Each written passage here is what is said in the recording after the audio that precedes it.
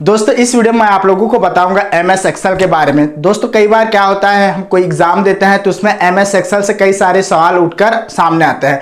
तो दोस्तों ऐसे में हम गलती कर जाते हैं। तो दोस्तों इस वीडियो में मैं आप लोगों को एमएस एक्सेल से संबंधित उन सारे क्वेश्चन जो अधिकतर एग्जाम में पूछे जाते हैं उनके बारे में बताने वाला हूं। आपको मेरे साथ वीडियो के एंड तक बने रहना जरूरी है। तो चलिए दोस्तों बिना टाइम वेस्ट के आज का क्लास स्टार्ट करते हैं। दोस्तों सबसे पहले हम समझते हैं एमएस एक्सेल, इसका पूरा नाम क्या होता है।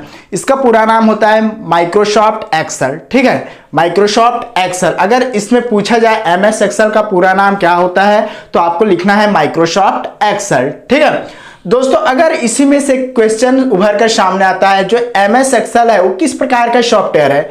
दोस्तों आप लोगों ने पढ़ा होगा सॉफ्टवेयर मुख्य रूप से तीन प्रकार के होते हैं कंप्यूटर में। एक तो होता है सिस्टम सॉफ्टवेयर, सेकंड होता है एप्लीकेशन सॉफ्टवेयर और थर्ड होता है यूटिलिटी सॉफ्टवेयर। तो इसमें से जो एमएस एक्सेल है वो किस तरह के सॉफ्टवेयर के अंतर्गत आते हैं। तो दोस्तों इसका जो आंसर होगा वो है एप्लीकेशन सॉफ्टवेयर। दोस्तों जो एप्लीकेशन सॉफ्टवेयर होता है वो क्या होता है, हम अपना पर्टिकुलर कार्य को करने के लिए हम इस प्रकार के सॉफ्टवेयर को बनाते हैं। ठीक है, जैसे कि आप लोगों ने देखा होगा कोई ऑफिस वर्क है या फिर आप लोगों ने देखा होगा हम अपने निजी वर्क को कंप्लीट करने के लिए या निजी टास्क को कंप्लीट करने के लिए इस प्रकार के सॉफ्टवेयर तैयार करते हैं।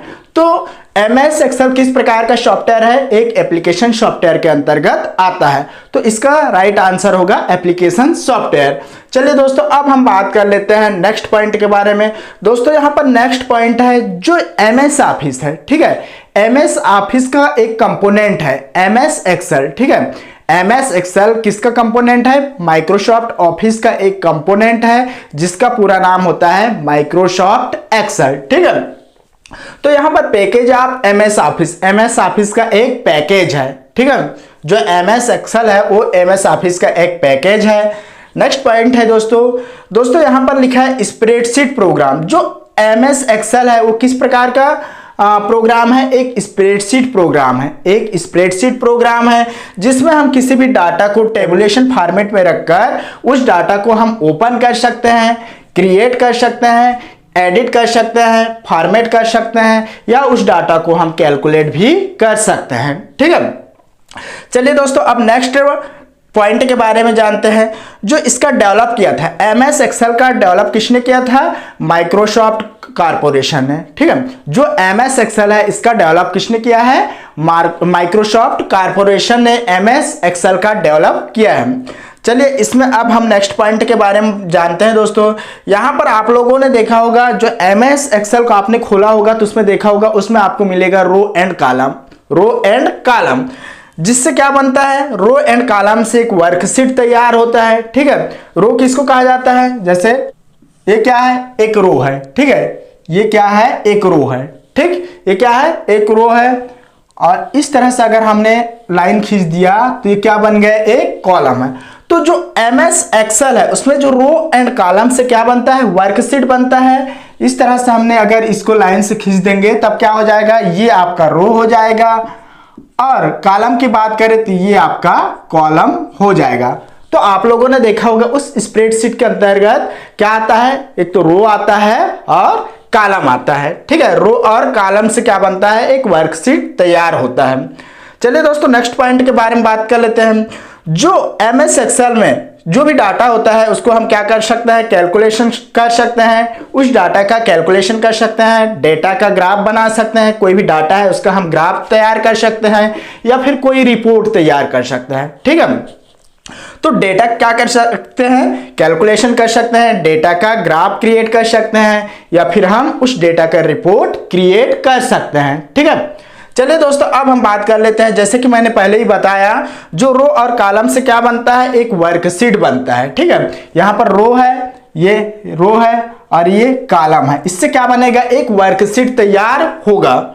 ठीक है, अब बात कर लेते हैं एक वर्कशीट के अंतर्गत या एक वर्कशीट के अंदर कितना रो होते हैं और कितना कॉलम होते हैं। यहां पर मैंने लिखा है 10,48,576 रो। एक वर्कशीट के अंतर्गत कितना आता है, 10,48,576 रो और एक वर्कशीट के अंदर कितने कॉलम आते हैं, 16,384 कॉलम आते हैं। ठीक है, एक वर्कशीट के अंदर रो की संख्या कितनी होती है?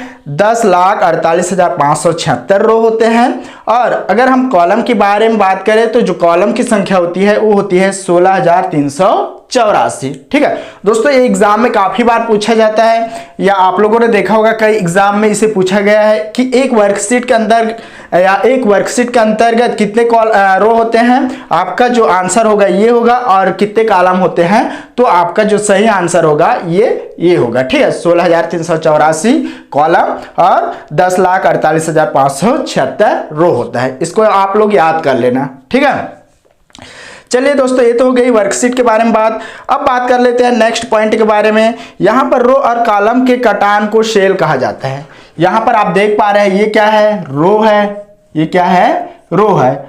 और ये क्या है? कॉलम है, जिसको हमने सीधा खींचा। ये क्या है? कॉलम है। जैसे आप लोगों ने देखा होगा जब बिल्डिंग तैयार किया जाता है उसमें जो कॉलम बनाया जाता है वो क्या कहलाता है? कॉलम। और जो आड़ा रहता है वो क्या कहलाता है? रो कहलाता है। तो यहां पर रो प्लस कॉलम के कटान को क्या कहा जाता है? सेल कहा जाता है। यहां पर आप देख पा रहे हैं ये रो है। ठीक है, ये क्या है? रो है। और ये क्या है? कॉलम है। ठीक है, इसकी कटान को क्या कहा जाएगा? सेल कहा जाएगा। ये क्या हो गया? उसका सेल हो गया। ठीक है, रो प्लस कॉलम के कटान को क्या कहा जाता है? सेल कहा जाता है। याद रखना, कई बार ये भी एग्जाम में पूछा गया है। ठीक है, ये एग्जाम के पॉइंट ऑफ व्यू से बहुत ही इंपॉर्टेंट क्वेश्चन है। ठीक है, चलिए दोस्तों, अब हम बात कर लेते हैं नेक्स्ट पॉइंट के बारे में। एक वर्कशीट में सेल की संख्या 17,17,98,69,184 होती है। ठीक है, जो एक वर्कशीट होता है, ठीक है, एक वर्कशीट के अंतर्गत जो ये मैंने सेल बताया है इसकी संख्या कितना होती है? 17,17,98,69,184 होती है। इतना सेल होती है। किसकी संख्या होती है? एक वर्कशीट में सेल की संख्या 17,17,98,69,184 सेल होती है। ठीक है, अब बात कर लेते हैं दोस्तों ये एक वर्कबुक। ठीक है, एक वर्कबुक में कितने वर्कशीट होते हैं? 255 वर्कशीट होते हैं। एक वर्कबुक में अगर हम बात करें वर्कशीट की तो दोस्तों उसमें कितने वर्कशीट होते हैं? 255 वर्कशीट होते हैं। तो दोस्तों यहां पर मैंने जितने भी एमएस एक्सेल के बारे में मैंने यहां पर आप लोगों को पॉइंट वाइज बताया, ये जो पॉइंट है ये आपके एग्जाम के जो दृष्टिकोण है, एग्जाम के पॉइंट ऑफ व्यू से बहुत ही इंपॉर्टेंट क्वेश्चन है। आपको हर एक पॉइंट को याद रखना है क्योंकि ये एग्जाम में काफी बार पूछा गया है। तो दोस्तों आप उम्मीद करता हूं कि आप लोग इन पॉइंट को जरूर याद करेंगे और आप जब भी कोई एग्जाम देंगे तो उसमें गलत करके नहीं आएंगे, क्योंकि मैंने यहां पर आप लोगों को पूरी जानकारी दिया है। तो दोस्तों उम्मीद करता हूं ये जो मैंने जानकारी दिया है ये आप लोगों को समझ में आ गया होगा और ये वीडियो आप लोगों को पसंद आया होगा। अगर वीडियो पसंद आ गया होगा तो प्लीज वीडियो को लाइक कर दीजिएगा, वीडियो को फ्रेंड सर्कल के अंदर शेयर करना भी मत भूलिए। और दोस्तों अगर आप मेरे चैनल में नए हैं तो प्लीज आप मेरे यूट्यूब चैनल को जरूर सब्सक्राइब करिए और रेड कलर में जो बेल का आइकन बना है उस बेल के आइकन पर भी क्लिक करना मत भूलिए, ताकि मेरे आने वाली वीडियो का लेटेस्ट नोटिफिकेशन आपको सबसे पहले मिल सके। तो चलिए दोस्तों आज के लिए फिलहाल बस इतना ही, कल फिर एक नए वीडियो के साथ मिलेंगे।